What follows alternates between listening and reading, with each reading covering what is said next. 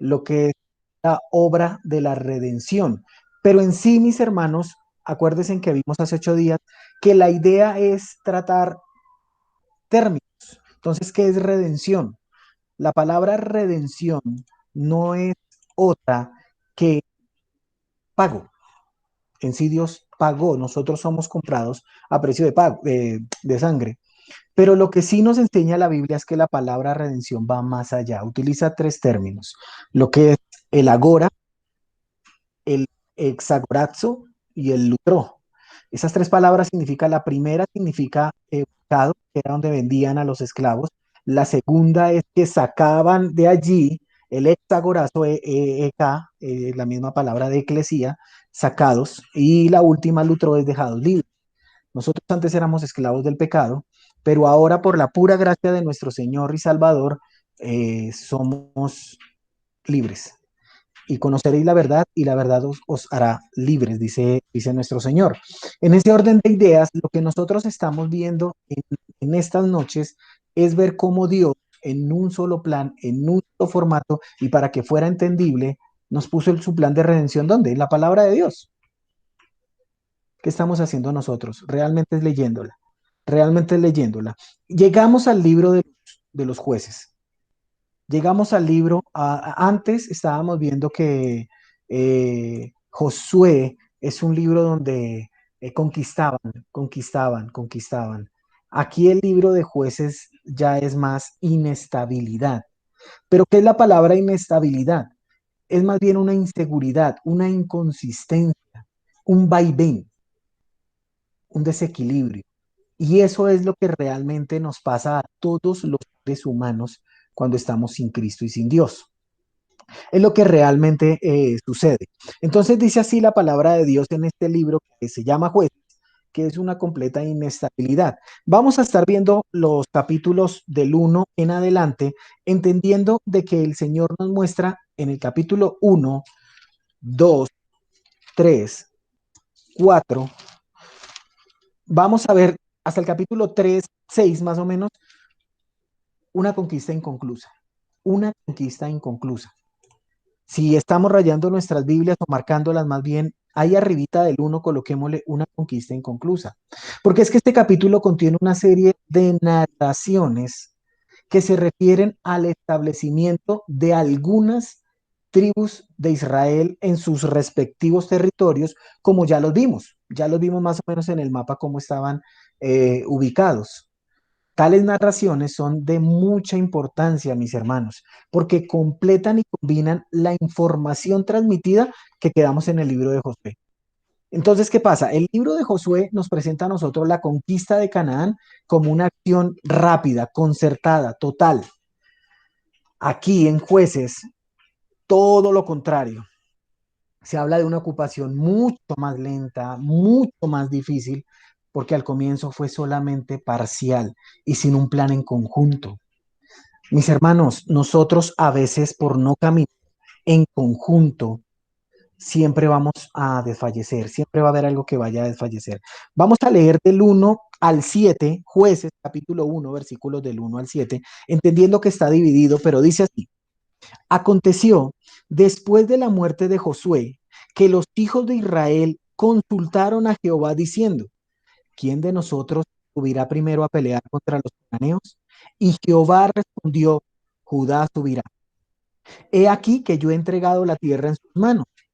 Y Judá dijo a Simeón su hermano: sube conmigo al territorio que se me ha adjudicado y peleemos contra el cananeo. Y yo también iré contigo al tuyo. Y Simeón fue con él. Y subió Judá.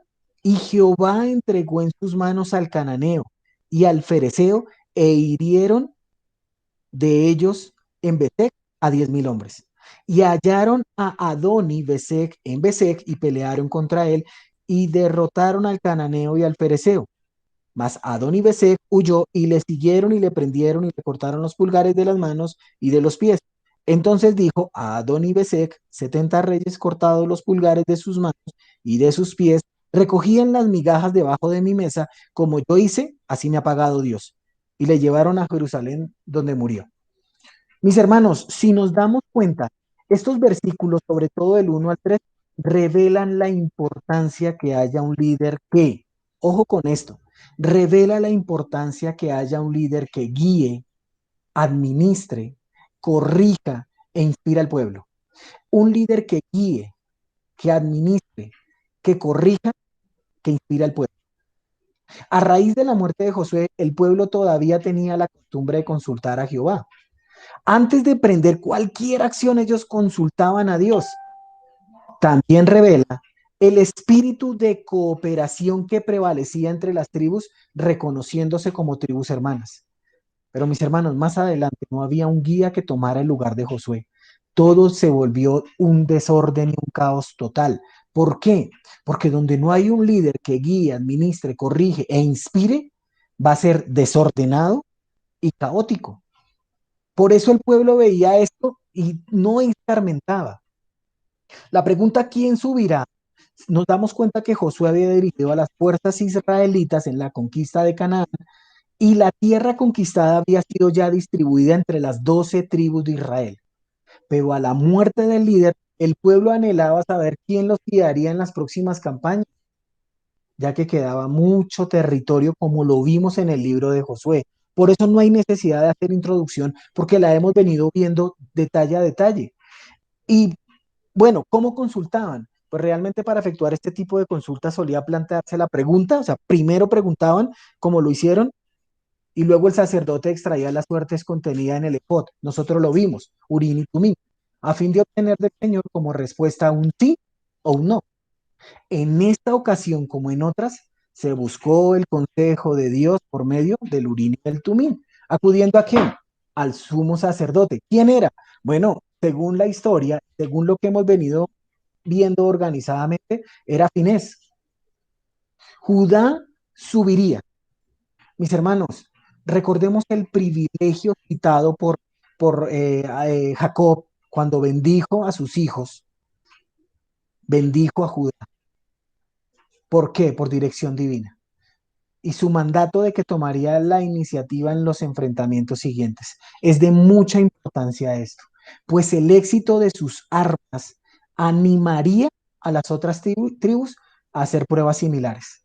Contra todos, contra todos, contra todos. Lo que estamos viendo es que realmente a veces dicen, ¿para dónde va Vicente? Pues para dónde va la gente. Pero aquí lo que estamos viendo es una conquista de una tribu que Dios, por dirección divina, le tenía que entregar para que sus hermanos lo siguieran. Mis hermanos, ¿saben por qué? Porque de los más capaces se espera más. De los más capaces se espera más. Judá y Simeón eran hermanos, y no solamente por ser tribus descendientes de Jacob, sino también que eran de la misma mamá. ¿Se acuerdan de Lea cuando la vimos allá en Génesis capítulo 29?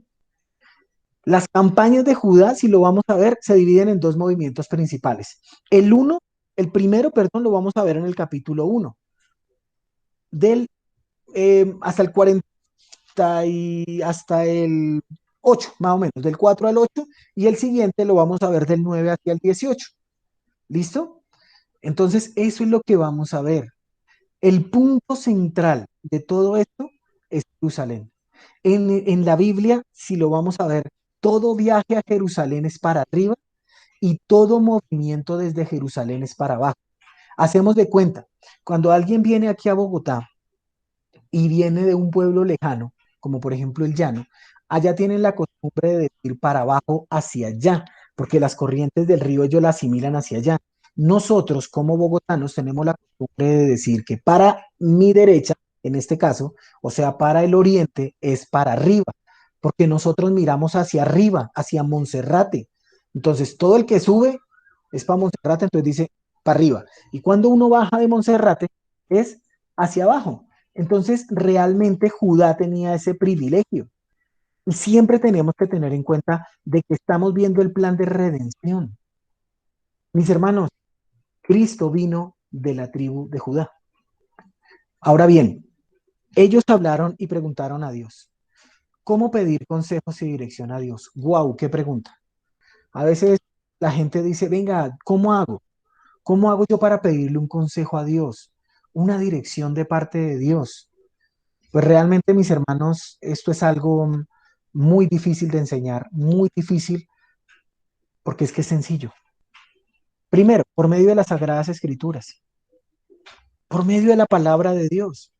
Clama a mí, yo te responderé y te enseñaré cosas grandes y ocultas que tú no conoces, por medio de un amigo sabio, por medio de un amigo sabio. Siempre hay personas a nuestro lado que nos rodean. Y si nos damos cuenta, Isaías aconsejó a Ezequías, Daniel aconsejó a Nabucodonosor, Jeremías a Sedequías. Siempre va a haber una persona sabia que nos diga así, así, así. Una persona madura. Tiene que haber una persona madura. Y número tres, por medio de la oración. Número uno, su palabra. Número dos, una persona sabia y madura. Número tres, por medio de la oración. Mis hermanos, alguno me dirá, yo ya lo he hecho y siempre me va un poco, no tan bien. Yo te digo algo, he aprendido en la palabra de Dios que uno no toma sabias decisiones, malas decisiones o buenas decisiones. Uno toma decisiones. Si desafortunadamente no oró, no fue el consejo, pues las decisiones que no están de acuerdo al propósito de Dios tendrán una consecuencia. Y eso es lo que nosotros tenemos que afrontar. Ahí es cuando oramos aún más y si nos damos cuenta de lo mejor que podemos hacer. Judá y Simeón, al ser hermanos y tribus vecinas, tenían los mismos intereses y las mismas cosas en común. Por eso es que nosotros tenemos que leer la Biblia en su completo orden. Mire lo que dice versículo 8. Combatieron los hijos de Judá a Jerusalén y la tomaron y pasaron a sus habitantes a filo de espada y pusieron fuego a la ciudad. El quemar a Jerusalén no logró desalojar a los jebuseos ni destruir la ciudad. Los israelitas realmente no controlaron la ciudad hasta que David la tomó, por allí en segundo libro de Samuel capítulo 5. Eso nos da a entender que el escritor del libro de jueces, posiblemente Samuel, no había visto todavía la toma de Jerusalén. Si miramos el versículo 21, el final dice, y el Jebuseo habitó con los hijos de Benjamín en Jerusalén hasta hoy. Ese hasta hoy es hasta hoy 2020, siendo 12 del 08 del 2020. No, hasta hoy cuando fue escrito el libro. Él lo tenía. Me hago entender, eso es lo que nosotros tenemos que tener en cuenta cuando leemos la palabra de Dios. Hermanos, Judá no conquistó o conquistó a medio. Miremos lo que dice el versículo 18. Tomó también Judá a Gaza con su territorio, Ascalón con su territorio y Ecrón con su territorio. Y Jehová estaba con Judá, quien arrojó a los de las montañas, mas no pudo arrojar a los que habitaban en los llanos, los cuales tenían carros cerrados. Mis hermanos, a su tiempo los hebreos habían triunfado sobre el enemigo si hubiesen perseverado. Cuando los israelitas cobraron más fuerza, sometieron a los cananeos a tributo. ¿Saben? Desobedeciendo. Algo que vamos a ver mucho en el libro de jueces es la desobediencia clara al mandato de Dios que debían exterminarlos a todos. ¿Saben, mis hermanos? Parece ser que ellos estaban cansados de la guerra y se contentaban haciendo trabajar a sus enemigos. ¿Y saben, mis hermanos, que a veces somos así nosotros? Nos cansamos de la guerra, pero es que eso ya. Entonces ponemos a trabajar al enemigo, quien anda como león rugiente buscando a quien devorar. Y Dios no siempre da la liberación inmediatamente. Es a su tiempo, mis hermanos. Ellos habrían triunfado si realmente hubiesen perseverado en buscar a Dios, en orar a Dios y en ser sabios. Y eso es lo que nos falta a nosotros a veces. Y eso es lo que estamos haciendo cuando estudiamos la palabra de Dios. En el versículo 20, la sección sobre Judá concluye con una nota más acerca de la conquista de Hebrón. Dice versículo 20, y dieron Hebrón a Caleb, como Moisés había dicho. Y él arrojó, ojo lo que dice, y él arrojó de allí a los tres hijos de Anac. Él sí lo hizo, él sí. Hay un contraste entre Judá, entre el versículo 19 y el versículo 20. Judá no pudo, pero Caleb lo logró. y los de Anac eran gigantes. Los expulsó. Este pedazo, este segmento de la palabra de Dios cierra con un broche de oro cuando hablamos de Caleb. Caleb es la personificación máxima de los éxitos de esta tribu en la toma de su territorio. Y si vamos a ver nosotros, las otras tribus, incluso Benjamín, Manasés, tampoco desalojaron completamente a los moradores. Parece que ninguna tribu en Canaán se apoderó de toda su heredad. En el caso de Dan, los amorreos bloquearon la entrada y cuando los israelitas cobraron mucha más fuerza, sometieron a los cananeos a tributo. Saben, mis hermanos, y volvemos a ver la misma palabra, desobedeciendo claramente el mandato de Dios. Luego, en versículo 22, vamos a ver cómo las tribus del norte en cabeza de José también falla. Mire lo que dice versículo 22 del 1. También la casa de José subió contra Betel y Jehová estaba con ellos. Y la casa de José puso espías en Betel, ciudad que antes se llamaba Luz, y los que espiaban vieron a un hombre que salía de la ciudad y le dijeron, muéstranos ahora la entrada de la ciudad y haremos contigo misericordia. Y él les mostró la entrada de la ciudad y la hirieron a filo de espada, pero dejaron ir a aquel hombre con toda su familia. Y se fue el hombre a la tierra de los Eteos y edificó una ciudad a la cual llamó Luz, y este es su nombre hasta hoy. Mis hermanos, si nos damos cuenta, la palabra misericordia en el versículo 24 la enfaticé, porque es que ellos pensaron tener más misericordia que Dios. Nosotros a veces pensamos que somos más misericordiosos que el mismo Dios. Él les dijo, les ordeno que lo destruyan. Pero ellos dijeron, haremos contigo misericordia. Y a veces puede sonar chocante en que digan, ¿cómo así? ¿O somos misericordiosos o no somos misericordiosos? Aquí el que importa es Dios. O sea, a veces suena chocante y muchas de las cosas que se van a decir tienen que chocar en nuestros corazones. Si realmente no choca en tu vida ni genera conflicto, hermanos, esto es un curso más. Pero si genera choque, es porque es palabra de Dios, no mía. Aquí el mensaje es el importante, nunca el mensajero. Y Dios les dijo, ustedes tienen que destruirla, punto. Ya. Y ellos dijeron, no es que nosotros somos más misericordiosos que el Dios que nos dé la misericordia. Entonces yo voy a hacer con ellos misericordia. Y más adelante nos vamos a ver, dar cuenta cómo este acto de misericordia les causó problemas inmisericordes. Si nos damos cuenta, se menciona solamente una conquista de parte de las tribus del norte, que es esta. Luego más adelante dice, tampoco. Y empezamos con esa palabra. Mire, versículo 22 dice también. Al principio, 1:22 dice también. En el 18 del 1 dice tomó también. Pero si nos damos cuenta, en el 1:27 dice tampoco. Tampoco. Si nos damos cuenta, es una palabra que desalienta. Para mí es una palabra desalentadora. La tribu de Manasés tampoco echó a los cananeos de su territorio. No lo hizo. Tampoco, leo 1:27, Manasés arrojó a los de Bet-Seán, ni a los de sus aldeas, ni a los de Taanac, y a sus aldeas, ni a los de Dor y sus aldeas, ni a los habitantes de Ibleam y sus aldeas, ni a los que habitan en Megiddo y en sus aldeas, y el cananeo persistía en habitar en aquella tierra. Pero cuando Israel se sintió fuerte, hizo al cananeo tributario, mas no lo arrojó. Y dice, tampoco Efraín arrojó al cananeo. Mis hermanos, cuando somos fuertes, entonces soy débil. Y démonos cuenta que se cumple la palabra de Dios. El que esté firme, mire que no caiga. Versículo 30. Tampoco Zabulón arrojó a los habitantes de Kiriat. Versículo 31. Tampoco Aser. Versículo 33. Tampoco Neftalí.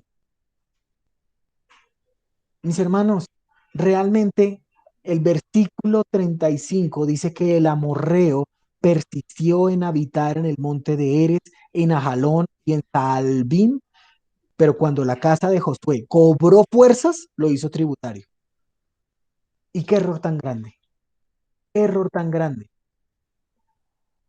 Nosotros tenemos que tener en cuenta que esto presenta un cuadro trágico de la vida de Israel. Dios les había prometido la tierra diciéndoles que toda tierra que pisara la planta de sus pies sería suya, pero que también ellos deberían hacer su parte, desalojando a los habitantes paganos. El Salmo 127:1 dice, si Jehová no edifica la casa, en vano trabajan los que la edifican. No nos quita a nosotros la responsabilidad, nos la da. Si Jehová no protege la ciudad, en vano vela la guardia. Dios así también obra con nosotros, nos hace algunas promesas, pero no nos deja que nos quedemos sentados, sino que tenemos que hacer nuestra parte y muchas veces es difícil y costosa, porque obedecer lo que Dios manda es costoso, pero no obedecer es mucho, mucho más costoso. O sea, si te cuesta obedecer a Dios, yo te digo, es mucho más costoso no obedecerlo. Ejemplo, has ganado un tiempo con Dios. Estos tiempos, voy a ponerlo como ejemplo, estos tiempos con Dios, los días miércoles ya sabemos que tenemos una cita acá. Y si tú por algún motivo, razón o circunstancia no quieres, ya no te nace, ¿no? Esto, pues sencillamente lo que estamos haciendo aquí, mis hermanos, es escudriñar la palabra de Dios. ¿Quién ganó? Tú o la persona que dice, ay, no, no, no, no, no, no, no, no, no, no, esa es que es ese hermano ese hermano que, ¿quién ganó? Yo no perdí, porque yo tengo una relación con Dios. Yo no perdí. ¿Tú perdiste? Bueno, no, tampoco perdiste. Pero hubo alguien que sí ganó. Y es nuestro adversario, el diablo. Él sí ganó. Por eso te digo, si ya ganaste esos tiempos de oración con Dios, no los dejes. Si ya ganaste esos tiempos de lectura, no la dejes. Insto a mis hermanos a que sigan leyendo el libro. No lo dejen. No lo dejen de hacer. ¿Para qué? Me encanta cuando alguien me dice, no, listo, perfecto. Pero lo que más uno quiere es decirle al Señor, Señor, entiendo, entiendo. Así es. ¿Por qué perder esos tiempos con Dios por ir a verse una película? Es que no, no, es que no lo digo yo, mi hermano, no lo digo yo. Mire, aquí está. Y Dios nos insta, y Dios nos motiva, y Dios anhela que le hagamos. ¿Tú crees que perdí yo? No. ¿Perdiste tú? No. Ganó nuestro adversario. Y qué triste, y qué triste que nosotros como creyentes hoy estemos más divididos que nunca. Es un buen tiempo para leer el libro de Jueces. Es un excelente tiempo para leer el libro de Jueces, porque la iglesia del Señor se está dividiendo entre adeptos y no adeptos. Se está dividiendo entre quién sí y quién no, cuando la iglesia es de Cristo. Él fue quien pagó por ella. Nadie más ha pagado por ella y dejó su palabra para que la enseñemos. Y así tiene que hacerse. Capítulo 2. El ángel de Jehová subió de Gilgal a Boquín y dijo, yo os saqué de Egipto y os introduje en la tierra de la cual había jurado a vuestros padres, diciendo, no invalidaré jamás mi pacto. Todo el capítulo 2 habla de lo que resultó por no haber desalojado por completo a los cananeos de las tierras que Israel ocuparía. Fue una apostasía gradual. Primero fue acostumbrarse a vivir con los cananeos. Ay, no, ya sé qué voy a hacer. En vez de leer la palabra de Dios, me voy a acostar a ver un ratico. Sí, mente sana, cuerpo sano. Hubo casos en que hasta los hicieron tributarios, pero siempre conviviendo juntos. Al fin no hubo inconveniente en vivir juntos, cosa que Dios les había prohibido. ¿Por qué? Por la influencia de sus costumbres. Primero aceptaron la religión. La adoración a los Baales era abominable y Dios sube desde Gilgal, desde donde ellos dijeron, a Jehová serviremos. y de allí sube. ¿Saben, mis hermanos? Nosotros no vemos nada de malo en tener una doble moral. No lo vemos. Ellos no le dieron nada de malo. Este fue el primer paso. Ah, eso no tiene nada. Eso no pasa nada. Y saben, después de ese no pasa nada, de eso no tienen nada, resultaron siendo ellos como los cananeos que tanto el Señor les había dicho, no lo hagan. Hermanos, nosotros damos el primer paso para familiarizarnos con las costumbres del mundo, hasta verlas tan natural. Y saben, a veces las defendemos, pero esa canción no pasa nada, eso no tiene nada. Pero si esa novela, mire esa novela de Jesús tan bonita, eh, Elif, mire esa Elif tan bonita, ese lenguaje que usan, tan chévere, y no saben que le están metiendo la religión musulmana por ahí. Mire, mire ¿cómo se llama la camioneta esa bonita grande? La Hammer, la Homer. Pero es que es bonita, es tierna la novela, sí, pero le están metiendo el Islam por ahí. ¿O por qué creen que dicen Alá? El segundo paso es más natural, es consecuencia de lo que ya. Y saben, estamos listos para negar a Dios, nuestra fe, nuestra doctrina y adoptar costumbres que son abominables a Dios. Por eso el ángel de Jehová tuvo que subir desde donde les dijo, ¿te acuerdas de dónde te sacó Dios? Yo me acuerdo todos los días. Yo me acuerdo de dónde me sacó Dios. Y me acuerdo la clase de basura que era. ¿Saben por qué lo digo de esta forma, mis hermanos? Porque con Dios no se juega. Porque así como ordenó a los israelitas que echaran fuera completamente de sus territorios a los cananeos, nosotros como creyentes tenemos que echar de nuestros hogares todo lo que represente costumbres, cultos, toda esa clase de cosas que no le agrade a Dios. Santiago capítulo 4 versículo 4 dice que todo el que se hace amigo del mundo es enemigo de Dios. Punto. De no ser así, nuestro adversario, el diablo, nos va a derrotar y viviremos una vida de fracaso espiritual. Hermanos, el ángel de Jehová se tuvo que presentar. Él mismo fue el que guió a Israel fuera de Egipto en el pasado. Una teofanía, una cristofanía. Pero mire lo que le dice, no invalidaré jamás mi pacto con nosotros. Dios sería fiel hasta el fin. Él ha sido fiel, pero el pueblo perdería la bendición por problemas debido a su desobediencia. Y saben, mis hermanos, este es el primero de tres debates con respecto al pacto. Lo vamos a ver uno por uno.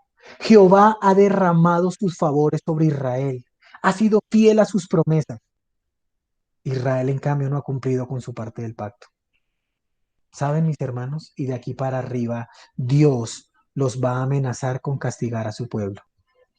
Por tanto, versículo 3, yo también digo, no los echaré de delante de vosotros a sus enemigos, sino que serán azotes para vuestros costados y sus dioses os serán tropezaderos. Cuando el ángel de Jehová habló estas palabras, todos los hijos de Israel, ojo con esto, el pueblo alzó su voz y lloró. Y el pueblo alzó su voz y lloró. Mis hermanos, recordemos que en Gilgal fue una solemne dedicación de sus personas a Dios al entrar a la tierra prometida. Y el recuerdo de aquel compromiso religioso que despertó a la llegada del ángel. ¿Saben? Este fue un regaño enfático por su apostasía, por su juego. Ellos estaban jugando con Dios. Mis hermanos, Dios les estaba recordando el pacto. Y ojo, hay una gran diferencia, como ya lo vimos, entre el pacto abrahámico y el pacto mosaico. La promesa alude al pacto incondicional con Abraham, porque hay pactos incondicionales y hay pactos condicionales. El pacto con Moisés es un pacto condicional. Deuteronomio capítulo 28, 29 y 30 dice, si tú haces, yo te bendeciré, pero si tú no haces, yo te maldeciré. Es una condición, pero el pacto de Abraham es incondicional. Te bendeciré a ti y serán benditas en ti todas las familias de la tierra. Mis hermanos, realmente Dios mandó a su Hijo, dice Gálatas capítulo 4 versículo 4, nacido de mujer, nacido bajo la ley, para pagar por nuestros pecados. Él hizo un pacto. Jeremías capítulo 31. Dios ya había advertido de este castigo. Mis hermanos, esta palabra tropiezo que dice es un cebo. Los dioses cananeos serían un cebo que atrae a los israelitas y una trampa que los lleva a la destrucción.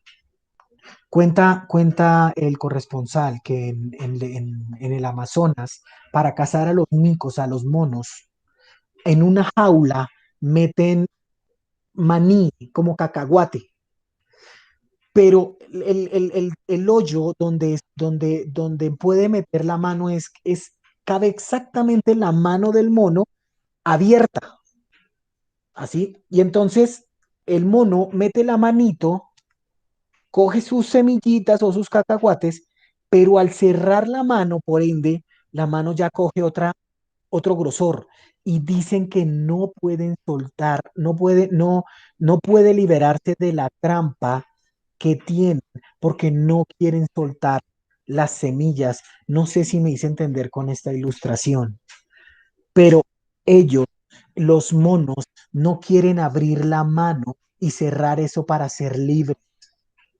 Nosotros no queremos hacer eso. Por eso dice que el pueblo lloró y ofreció sacrificios, pero era por remordimiento. Una cosa es remordimiento y otra cosa es arrepentimiento. El pueblo lloró por remordimiento. Es ese remordimiento que tiene un tipo, un hombre en la cárcel, porque lo agarraron robándose un celular, queriendo salir para seguir robando. Ese era el lloro de ellos. Una cosa es remordimiento y otra cosa es arrepentimiento. A veces vemos hermanos que están llorando, sí, sí, sí, y uno le dice, ¿por qué llora? Porque me siento indigno de ver a Dios. ¿Lo vas a volver a hacer? No sé, no sé. O peor aún, vuelven y lo hacen. Nunca un arrepentimiento genuino será emocional y pasajero. Nunca, nunca, mis hermanos. Porque realmente cuando nosotros nos arrepentimos, sabemos del estado, del lugar donde nos sacó Dios. Por eso el ángel del Señor introdujo el tema de la infidelidad de Israel en estos versículos. Nunca debemos olvidar estos versículos del 1 al 5. El autor ahora da un inicio, una segunda mirada del periodo siguiente a la muerte de Josué, desde una nueva perspectiva. Mis hermanos, mire lo que voy a leer versículos 2, 6, porque ya Josué había despedido al pueblo y los hijos de Israel se habían ido cada uno a su ciudad para poseerla. Y el pueblo había servido a Jehová todo el tiempo de Josué y todo el tiempo de los ancianos que sobrevivieron a Josué, los cuales habían visto todas las grandes obras de Dios que él había hecho por Israel. Pero murió Josué, hijo de Nun, siervo de Jehová, siendo de 110 años, y lo sepultaron en su heredad, en Timnat Sera, en el monte de Efraín, al norte del monte de Gad. Y toda aquella generación también fue reunida a sus padres. Y ojo con esto, subráyelo en su Biblia. Y se levantó después de ellos otra generación que no conocía a Jehová ni la obra que él había hecho por Israel. Mis hermanos, una generación para que la memoria de grandes, maravillosas, eternas, fuertes, poderosas cosas que Dios había hecho por Israel bajo Josué se apagaran. Y con eso el conocimiento verdadero de Dios. Pregunta, si Dios nos llama hoy a su presencia, ¿estás seguro, mi hermano, mi hermana, que tus hijos están listos para seguir a Cristo? ¿Estamos plenamente convencidos de que la generación que nos sigue a nosotros está lista para afrontar una relación personal con el único y Salvador Jesucristo? ¿Los estamos equipando? Porque solamente se necesitó una generación para que la memoria de las grandes cosas que Dios había hecho por Israel se esfumaran. Qué triste, mis hermanos. Y aquí en adelante empieza un patrón cíclico, recurrente, constante de la vida espiritual de Israel, tal como se describe en Jueces capítulo 3 hasta el 16 más o menos. Y se destaca el propósito principal del libro. El propósito principal del libro de Jueces es: la bendición del Señor depende de de la obediencia a Él. La bendición del Señor depende de la obediencia a Él. La bendición del Señor depende de la obediencia a Él. Mis hermanos, eso es algo personal. Yo sé perfectamente que uno no puede transmitir la obediencia a Dios. Yo estoy claro de eso. Cada uno de nuestros hijos en algún momento tendrá que tomar una decisión, si no es que ella la tomó. Pero una cosa sí te digo, mi hermano, cuando estemos delante de Dios, tendremos que rendir cuentas por nuestros hijos.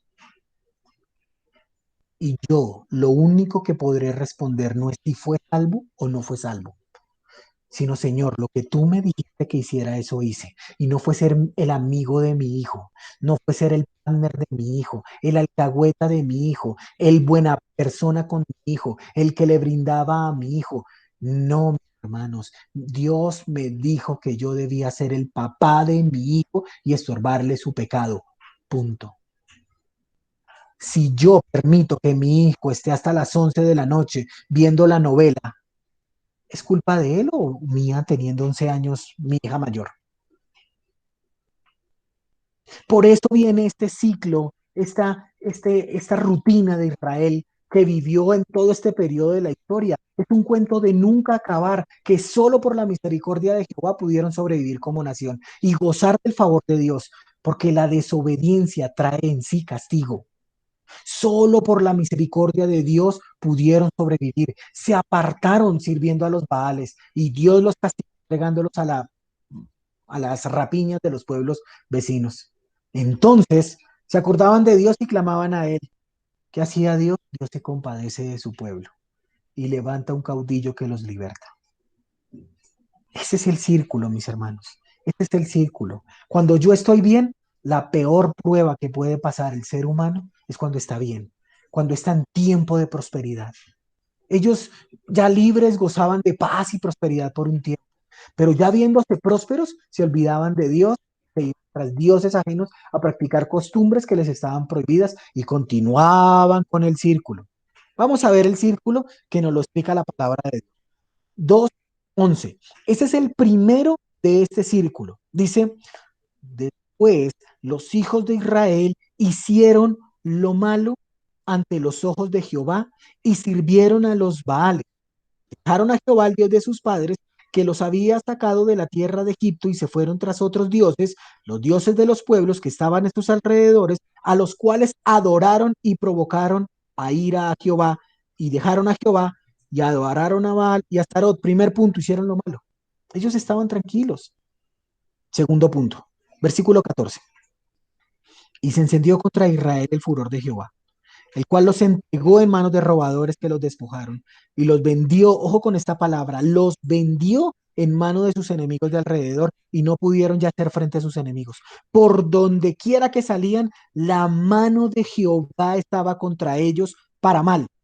como Jehová había dicho y como Jehová se lo había jurado, y tuvieron gran aflicción. Número uno, del 11 al 13. Número dos, del 14 al 15. Número tres, y Jehová, versículo 16, Jehová levantó jueces que los librasen de mano de los que les despojaban, pero tampoco oyeron a sus jueces, sino que fueron tras dioses ajenos, a los cuales adoraron, se apartaron pronto del camino en que anduvieron sus padres, obedeciendo a los mandamientos de Jehová. Ellos no hicieron así. Y cuando Jehová les levantaba jueces, Jehová estaba con el juez y los libraba de mano de los enemigos todo el tiempo de aquel juez, porque Jehová era movido a misericordia por sus gemidos a causa de los que lo oprimían y los afligían. Primero, del 1 al 3, perdón, del 11 al 13, los hijos de Israel hicieron lo malo. Número 2, 14 y 15, se encendió contra Israel el furor de Jehová. 3, 16 al 18, Jehová le levantó un juez. Número 4, 19 en adelante. Mas acontecía que al morir el juez, ellos volvían atrás y se corrompían más que sus padres, siguiendo a dioses ajenos para servirles e inclinándose delante de ellos, y no se apartaban de sus obras ni de su obstinado camino. Y la ira de Jehová se encendió contra Israel y dijo, por cuanto este pueblo traspasa mi pacto que ordené a sus padres y no obedecen a mi voz, tampoco yo volveré más a arrojar de delante de ellos a ninguna de las naciones que dejó Josué cuando murió. Para probar, nuevamente les dice, con ellas a Israel, si procurarían o no seguir el camino de Jehová. Mis hermanos, ¿entendemos por qué tenemos un televisor de 50 pulgadas? ¿Entendemos por qué tenemos libertad de escuchar lo que escuchamos, de decir lo que decimos, de conversar lo que conversamos? Porque realmente la misericordia real y genuina de Jehová es para probar con ellos a su pueblo si procuraremos o no seguir el camino de Jehová, andando en él. Por esto dejó Jehová a aquellas naciones sin arrojarlas de una vez y no las entregó en manos de Josué. Hermanos, esto debe servir para nosotros como un espejo. Muchos creyentes en nuestro tiempo prosperan por la bondad de Dios, pero cuando están en la cima de la prosperidad, se olvidan de Dios y de quién viene su prosperidad. Entonces se vuelven desleales a Dios y se identifican con la gente del mundo. Voy a cuidar la finquita que el Señor me dio, en la camionetica que el Señor me dio, con el perrito que Dios, el Señor me regaló. Solo un Dios de misericordia está obrando para dar nuevas oportunidades, nuevas con sus misericordias. Cada mañana, grande es Jehová. ¿Saben, mis hermanos, qué propósito tiene esto? Como Israel no conoció, esa generación no conocía a Jehová, el Dios de la agricultura, ellos pensaban que Baal y Astarot, porque ellos eran los de la agricultura, entonces ellos dijeron, ah, no, nos vamos con Baal y Astarot, que son mejores que Jehová de los ejércitos. Entonces él dijo, está bien, yo los voy a entregar en manos de sus enemigos para que se den cuenta de que Dios, Jehová, el estandarte, el que pelea por nosotros, va adelante. Entonces ya no necesitaban al Dios de la agricultura, necesitaban era a Jehová, el fuerte, el grande. Y esto es muestra de su misericordia, porque les había jurado que si ellos desobedecían, Él los iba a entregar como lo hizo. Como lo hizo. Él quiere hacerlo. Él tiene que hacerlo. Mis hermanos, qué lástima, qué lástima que nosotros estemos cambiando. Miren, yo recuerdo que cuando aprendí de historia, lo primero que aprendí fue que cuando los españoles llegaron a conquistar a los indios de esta zona, Ellos les daban espejos y se lo cambiaban por oro, algo que no tenía valor y ellos se llevaban lo más valioso. El enemigo hoy nos está poniendo espejos en nuestras vidas y nosotros estamos cayendo redonditos por esos espejos. ¿Realmente estamos con Dios o estamos contra Dios? Mis hermanos, no hay otro camino, porque ancha es la puerta y espacioso es el camino, o porque angosto es el camino y estrecha la puerta. Porque hay dos familias, está la familia de Dios y está la familia del diablo. Porque hay dos decisiones, o estás con Dios o estás en contra de Dios. O porque vas al cielo o porque vas para el infierno. No hay más, no hay más. Quisiera tener una tercera opción para esto, pero no la hay. O peleas con tu carne contra tu carne o te gana. Dentro de nuestro corazón hay dos perros fuertes y voraces. El uno se llama Don Bueno y Don Justo, o Justo y Bueno, y el otro se llama de uno, no, el otro se llama malvado y perverso. La pregunta es en esta noche, ¿a quién alimentas más? ¿A Don Justo y Bueno? ¿A un malvado? ¿A cuál alimenta más? Y ese va a ganar, y ese va a ganar. Si en mi corazón hay prejuicios, mi hermano no es contra mí, es contra Dios. Pero mis hermanos, a veces, es lo que me enseña a mí el libro de Josué, es que por falta de conocimiento se perdió mi pueblo y por falta de liderazgo se fueron a los extremos y a los extremos negativos, malos y peores. Si yo no leo mi Biblia, voy a creer todo lo que la gente me diga. Pero si yo escudriño mi Biblia y la leo en ese orden, sin importar el tiempo que me tome, lo que voy a hacer es que voy a decir, ahora entiendo, ahora entiendo. Porque mis hermanos, no es, por favor entiéndame en esto, no es lo mismo decir que si algo sucede y no es lo mismo decir que ocasionar algo. Dice, permitir que algo suceda y ocasionar algo son dos cosas totalmente diferentes. Permitir que algo suceda y ocasionar algo son dos cosas totalmente diferentes. Y ni en eso hemos podido tener sabiduría. Porque el Dios que creó dijo, todo lo he hecho bueno en gran manera. Pero el hecho de que Dios permita algo no quiere decir que lo haya hecho, enviado, mandado esto. Es por causa de mi desobediencia. Estoy pasando por una situación adversa, es por mi desobediencia. No es por una mala decisión, es por mi desobediencia. Estoy pasando por circunstancias adversas, no es por una mala decisión, es por mi desobediencia. Mis hermanos, versículo 11 al 13, número uno del ciclo que vamos a estar viendo durante todo el libro de Jueces, del 14 al 15, número 2, del 16 al 18, número 3, y del 19 en adelante. ¿Qué tanto lees la Biblia, mi hermano? ¿Qué tanto escudriñas en ella? ¿Qué tanto te indagas? ¿Qué tanto oras? ¿Qué tanto hablas con el Señor? Orar en la mañana, y ojo con esto, el Señor dijo, el pan nuestro de cada día, dánoslo hoy. Y hoy es seguido. Yo me imagino que es una oración en la mañana. Y agradecerle por el pan nuestro que nos dio hoy, nos toca en la noche. Mis hermanos, ¿realmente conocemos a Dios? ¿O es solo de nombre? Oremos. Padre nuestro que estás en el cielo, te damos gracias por lo que tú hiciste hoy con nosotros.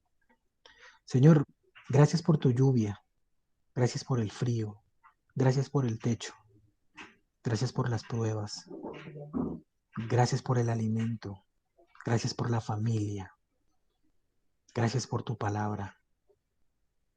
Gracias, Señor, porque como dice Romanos capítulo 15, versículo 4, todas estas cosas tú no las dejaste de advertencia.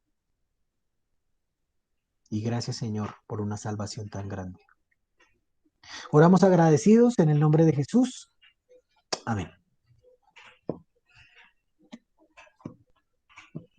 Muchas gracias.